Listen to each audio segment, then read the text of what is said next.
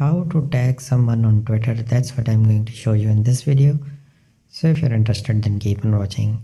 First of all, you need to write a tweet. For that you need to click this bottom right tweet icon, and then you need to type the message.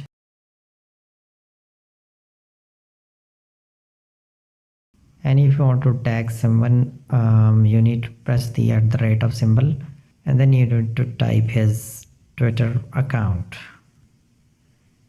Like I write the TechCrunch, and now you can add the hashtags,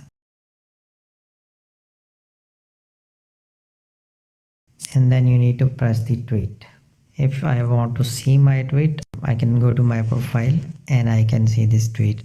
So this is how you can tag someone on Twitter.